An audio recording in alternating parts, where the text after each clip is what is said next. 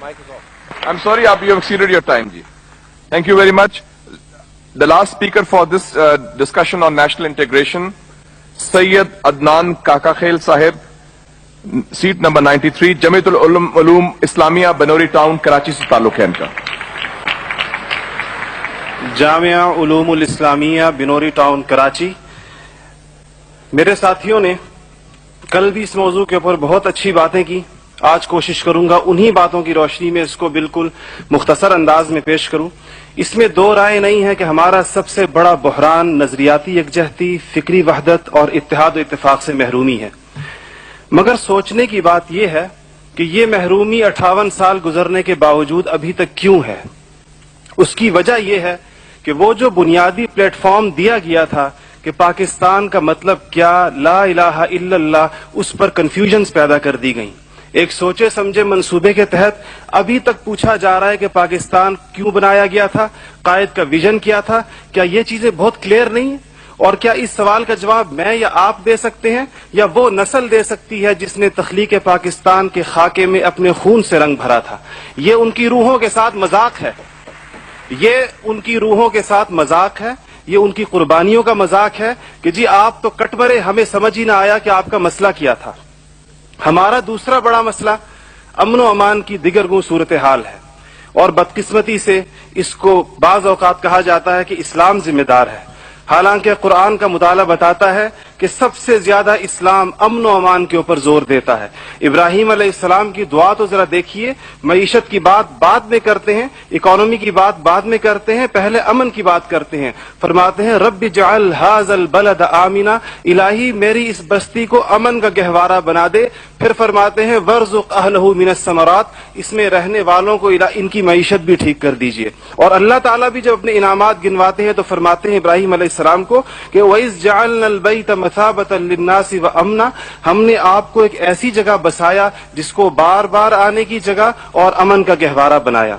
ये तो बात बिल्कुल वाज़ेह है. मसला ये है हमारा अमन व अमान तबाह क्यों हुआ, हमारा नौजवान किस तरह दहशतगर्दों का आला बना और हम रोज बरोज लाकानूनियत की दलदल में क्यों धंसे जा रहे हैं. जनाब सदर, नोट करने की बात है कि ये सबक उसको किसी मजहब ने नहीं सिखाया, ये सबक उसको किसी दीन ने नहीं बताया. ये तबकाती तफरीक, इस्तेहसाली निजाम, टैलेंट की बेकदरी, तालीमी ढांचे का खोखलापन, बे इंतहा करप्शन और इख्तियारात के नाजायज इस्तेमाल वो खौफनाक मसाइल हैं जो नौजवान को इस तरफ लेकर गए हैं. आप ये मसाइल हल कर दीजिए, आप ये मसाइल हल कर दीजिए, फिर देखिए ये नौजवान दहशतगर्द है या अमन पसंद है. हमारा तीसरा सबसे बड़ा मसला जो इस वक्त बहुत अहमियत का हामिल है, जमहूरी रिवायात का फुकदान है. हम अभी तक हकीकी जमहूरी कल्चर और अवामी मैंडेट के एहतराम के माहौल को पैदा करने में नाकाम रहे हैं.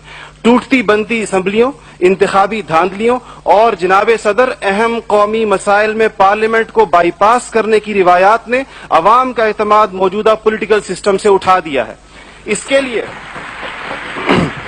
हमें अपने उस पड़ोसी मुल्क से सबक सीखना चाहिए जहां से मुशाहिद साहब तशरीफ लाए हैं और आप अनकरीब जाने वाले हैं. उनकी और हमारी तारीख आजादी एक ही है. उनको और हमको हमें और उनको एक जितना वक्त मिला है, मगर उन्होंने अपने यहाँ जमहूरी अक़दार को इतना मजबूत कर दिया है कि हुकूमत कितनी नाकाम साबित क्यों ना हो जाए, कोई भी उस्ताद टूट पड़े, ये नहीं हो सकता कि फौज बैरकों से निकले इक़्तिदार में आकर बैठ जाए. इसी तरह जनाब सदर, मैं ये समझता हूं कि आज इस हॉल में लगी हुई कायद की तस्वीर आपसे पूछ रही है, आगे आप खड़े हुए हैं कि जनरल तुम तो सरहदों के रखवाले हो, तुमको ईवान इख्तिदार की राह किसने दिखाई है. और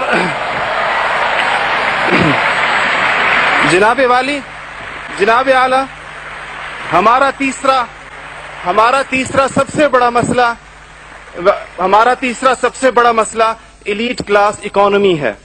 आपके आदादो शुमार के जादूगर कह रहे हैं कि मईशत तरक्की कर रही है, ज़र मुबादला के ज़खायर बढ़ रहे हैं, कर्जे कम हो गए हैं, कशकोल टूट गई है. आप बार बार कहते हैं पहले हम मांगने जाते थे, अब हम देने जाते हैं. और अवाम हैरान है कि खुदाया क्या माजरा है. मईशत तरक्की कर रही है, गरीब का चूल्हा बुझ रहा है, ज़र मुबादला के ज़खायर बढ़ रहे हैं, पेट्रोल की कीमतें आसमान से बातें कर रही हैं, रुपए की रुपए की कीमत डी वैल्यू होते होते कहां आ खड़ी हुई है। और इसके बाद एक और बात जनाब सदर, आपने कहा कि बसंत मनाने से कुछ नहीं होता, इस्लाम तफरीह से हरगिज मना नहीं करता बल्कि सेहतमंद तफरीह की हौसला अफजाई करता है, मगर खुदारा महरूमों लाचारों की आरजुओं के मजार पर धमा चौकड़ी ना मचाई जाए। देखें, इस्लाम ये कहता है अगर एक घर के अंदर एक अजीब तासुर है, ठीक है, लोग इनफरादी तौर पे पतंग उड़ाएं, कोई इसको हराम नहीं कहता, मगर जब एक गरीब देखता है कि मेरे पेट में रोटी नहीं, मेरा सदर पतंगबाजी कर रहा है, तो वो यूं समझता है कि हमारे दरमियान कोई गैप है। आप बिल्कुल, वो समझता है, गरीब कहता है कि मैं, गरीब देखता है, गरीब आपको उसके एहसासात का बिल्कुल इस तरह लगता है एक घर के अंदर मैयत पड़ी हो और आप दूसरे घर के अंदर ड्रम बजाएं कि मैं तो आजाद हूं, गम तो तुम्हारा है मेरा नहीं है। तो इसको कोई भी इसकी इजाजत नहीं देगा, कोई भी मजहब कहेगा कि नहीं, उसका एहसास कीजिए, उसके अश्कशोई करें, उसको सीने से लगाइए। इसके अलावा जनाब सदर, एक बहुत अहम बात जो हम महसूस करते हैं कि बाज मसाइल आपके लहजे की करख्ती की वजह से खराब होते हैं। आप बलोचिस्तान के अवाम से कहते हैं तुम्हें हम वहां से हिट करेंगे, तुम्हें पता ही नहीं चलेगा हमने तुम्हें कहां से हिट किया है। ये चीजें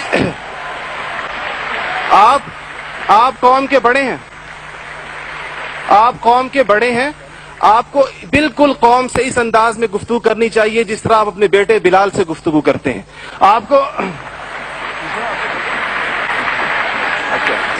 इसके जनाब सदर, आपका लहजा जो है, वर्दी की बात मेरी बहन ने की, वर्दी की बात तो आपने खुद 14 करोड़ अवाम से कहा था मैं 31 दिसंबर को उतार दूंगा, फिर कौम के वसीतर मफाद में आप वादे से मुकर गए। थैंक यू जी, शुक्रिया, मेहरबानी, थैंक यू। आपका टाइम हो गया होगा जी।